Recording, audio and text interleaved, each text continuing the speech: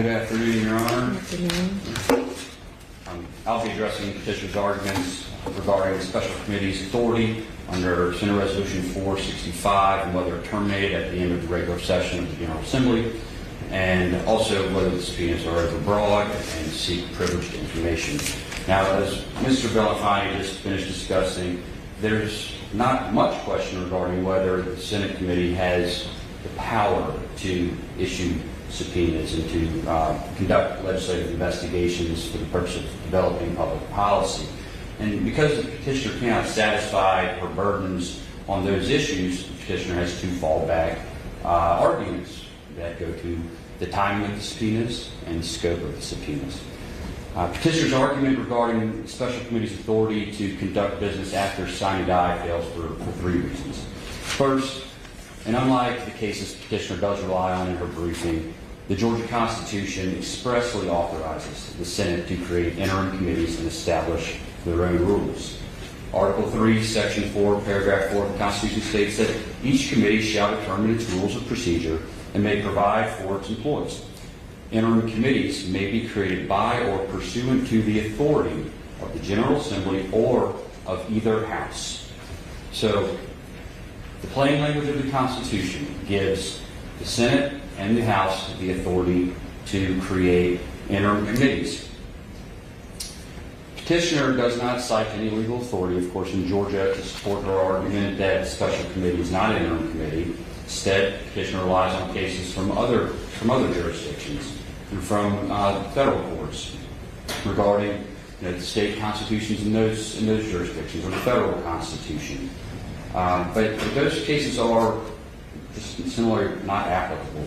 Those cases do not involve interim committees that a chamber is authorized to create pursuant to a constitutional provision. And this is an important distinction. Petitioner's counsel discussed the Anderson case earlier, it's an interesting case that dates back nearly 200 years, where the Supreme Court, recognized for the first time that Congress has inherent authority to fine an individual in contempt for violating a subpoena. That case, though, is not applicable. Again, the U.S. Constitution does not allow for interim committees like the Georgia Constitution does. And one quote out of that case that I think is relevant here, and what the petitioner seems to hinge her argument on, is where the Supreme Court states, although the legislative power continues perpetually, the legislative body ceases to exist on the moment of its adjournment or periodical dissolution. Sine die is the adjournment of a regular session or of a session of the General Assembly. But the state constitution provides that the General Assembly's term is for 2 years. So the General Assembly doesn't cease to exist when its regular session ends. Of course, there are special sessions many times where the General Assembly is called back into session.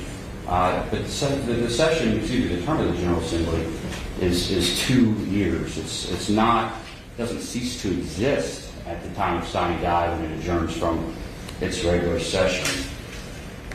Now, Your Honor, the interim committees, there's a question. What do the interim committees have? Is it an interim committee that exists while the legislature has adjourned overnight and comes back the next day, or is it an interim committee that exists between sessions? And I would offer that it has to mean that it is an interim committee that exists between sessions. Otherwise, we would create an absurd result, which would mean that all of these committees that meet while the General Assembly is not in session are unconstitutional. And that's simply just not the case, Your Honor. Second, Senate Resolution 465 does not confine the special committee to meeting only during the session of the General Assembly. 465 gives the special committee broad authority to decide when to conduct its meetings, in fact. And let's take a look at what Senate Resolution 465 does say. First, meetings. And this is in tab 3 in your binder, Your Honor. Meetings. The special committee is authorized to meet when the committee deems it necessary and convenient to enable it to exercise fully and effectively its powers, perform its duties, and accomplish the objectives and purposes of the resolution. The resolution doesn't say you can't meet outside. The resolution doesn't outside of session. The resolution doesn't say you can meet, you can't conduct official business. Of course, the Constitution that allows these interim committees to be created also does not put some restriction on what type of business can be conducted by an interim committee. Can they meet? If they can't vote on something? Can they not meet? What is official action? And that's simply the reality, Your Honor, is that an interim committee under the Constitution is allowed. And at that point, there are no restrictions under the Constitution for what it can do. Now, the resolution, petitioner in the briefing references several Senate rules that pertain to standing committees. This is not a standing committee. The Senate rules list all of the standing committees that exist, and that's in Senate Rule 2-1.3. And this is not a standing committee. Petitioner does not cite a single rule of the Senate's that prohibits special committees from conducting business after sine die. And of course, the resolution is that authorization for the special committee to conduct its business when it deems it necessary and convenient for it to conduct its business. And again, this is consistent with the interim committee powers under the Constitution. Interestingly, Your Honor, the membership of the special committee, it's appointed pursuant to the Senate Committee on Assignments. And the Senate Committee on Assignments under Rule 2-1.1 is authorized to meet and take action after adjournment, sine die, and prior to the convening of the next session. But what this could mean under petitioner's argument is that the Committee on Assignments could meet after sine die, appoint the members to the special committee, but then those members could never actually do anything. It would effectively make the resolution meaningless because the committee could not act. Third, to the extent there's still a question lingering regarding whether the special committee was authorized to issue the subpoenas, the Georgia courts adhere to a well-settled principle that the acts of public officers are presumed to be constitutional and in compliance with the law. And this goes back nearly 175 years to Doe v. Peoples, which is at 1 Georgia 1 in 1846. And the court found that it will presume in favor of public officers in the absence of all proof of the contrary, to the contrary, that they discharge their duties in compliance with the law. The petitioner cannot overcome this presumption. There's no proof that the special committee acted in any manner that's contrary to the law, to the Constitution. It's an interim committee. Thus, at a minimum, Your Honor, we'd ask that we think that the court should adhere to this well-settled presumption and presume that the subpoenas were properly issued because there's an absence of proof to the contrary. Moving to petitioner's second fallback argument, that the subpoenas are overbroad and seek privileged information. First, as my colleague, Mr. John Fani, pointed out, petitioner does not address the witness subpoenas whatsoever. There's no argument that the witness subpoenas are overbroad or anything to that effect. So that's done. And in regard to the document subpoena, the problem here is that the petitioner never specifies, well, until today we've heard 2 document requests that the 13 that she contends are overbroad. But the petitioner never specifies which requests are overbroad and why, and which ones are not, or which documents she contends are privileged. The subpoena is at tab 5 in your binder, but looking at the slide here, we have 13 requests.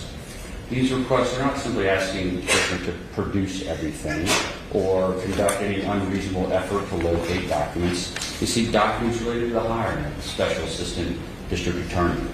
They seek documents related to the existence of conflicts in the hiring of the Special Assistant District Attorney, payments and other things of value to and from the Special Assistant District Attorney, communications with the Special District Attorney, document requests received by the petitioner or her office from the U.S. House Committee on the Judiciary, communications with the White House, the Department of Justice, the United States Senate, the United States House of Representatives, pertaining to election investigations and prosecutions, the use of federal grant funds and policies that her office implemented in regard to the receipt and use of those funds, various court filings, and documents related to employment action taken against a witness who alleged the misuse of public funds by the petitioner's office.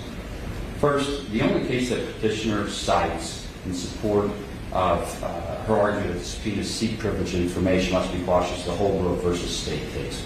But that case involved a notice to produce in a criminal case. This is, of course, not a criminal case. The subpoenas are issued in a legislative proceeding. Second, the attorney-client privilege clearly could not attach to several of these document requests, such as the district attorney's communications with the White House, with the Department of Justice related to the 2020 election investigation and prosecution, and other third-party communications. Those communications were not made for the purpose of giving or getting legal advice, so they're not going to be privileged. Similarly, subpoena documents related to payments to and from the Special Assistant District Attorney, and other things of value that they may have exchanged. Cell phone records, documents related to that individual's hiring, federal grant funds. Those could not be attorney-client privilege documents under any scenario. So what documents does the petitioner contend are privileged? Problem again, we don't have a privilege law. The petitioner did not respond to the subpoenas, so we do not know. But to the extent privilege even applies to any of these requests, that privilege is narrowly construed. Again, Your Honor, because we do not know what petitioner contends are privileged, because she did not respond to the subpoena, we don't have the ability to even assess whether they are privileged or not. Now, today we heard about the work product doctrine, which is also a creature of the Civil Practice Act. And there, Your Honor, and as you are aware, when there is a work product doctrine question, the court looks at the documents in camera. But we don't have documents. There are no documents to review. And again, that gets back to the problem for a petitioner's non-responsiveness. Now, there's a time and place for a petitioner to assert her privilege if she believes one applies. And that is at the hearing, when she's testifying, and in response to the document subpoena. Third, Your Honor, the petitioner in the briefing makes various conclusory statements about executive privilege. We didn't hear about that today, and the briefing does not explain why she believes executive privilege is applicable to her or to a legislative subpoena. Neither the Georgia Supreme Court nor the United States Supreme Court have ever directly addressed the issue of executive privilege in the context of a legislative investigation. The Mazars case, while it involved congressional subpoena for presidential records, that case did not involve an assertion of executive privilege. And the court stated in that case, the president did not, however, resist the subpoenas by arguing that any of the requested records were protected by executive privilege. And that's at 591 U.S. at page 857. So what would be the basis for claiming executive privilege by a local district attorney in these circumstances? We just don't know, because the petitioner didn't ever address it other than to make passing conclusory arguments. Finally, Your Honor, as to the breadth of the subpoena for documents, petitioner does not identify a standard for determining whether a request is overly broad in this context of a legislative subpoena. Petitioner simply states that it would require some work to locate documents. So what is the standard for assessing the breadth of a legislative subpoena in Georgia? The document requests are tailored to the investigative purpose of the special committee. We can look at the request and look at the resolution and see that. Although the Civil Practice Act does not apply to the special committee's proceeding, it may provide some guidance regarding whether the subpoena is overbroad. As this court knows, relevance in the discovery context in civil litigation is construed very broadly.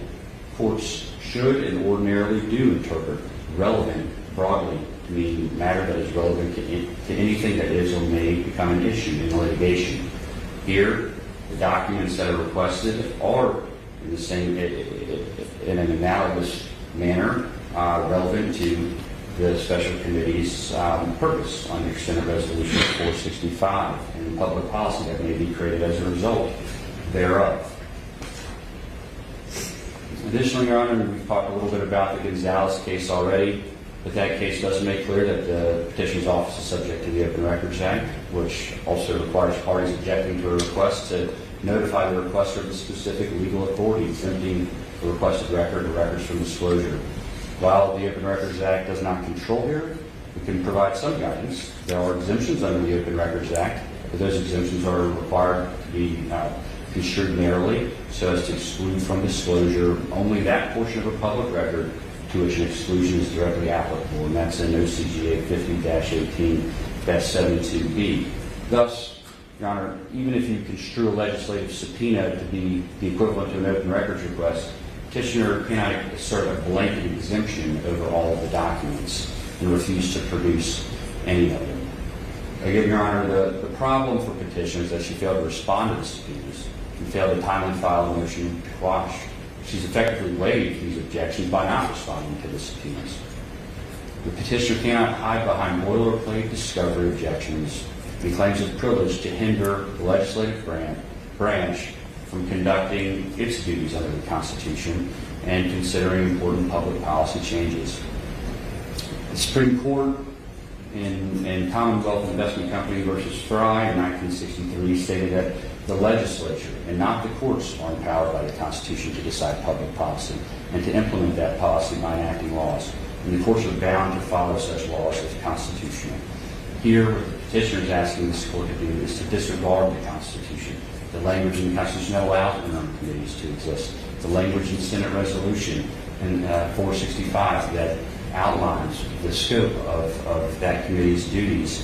And to ignore that would lead to an absurd result, Your Honor, that limits the legislature's plenary powers, and that is wrong. So, Your Honor, for these reasons, the application should be granted and the petitioner's petition should be denied. If we have remaining time left, we'll reserve this for our survey. All right, thank you.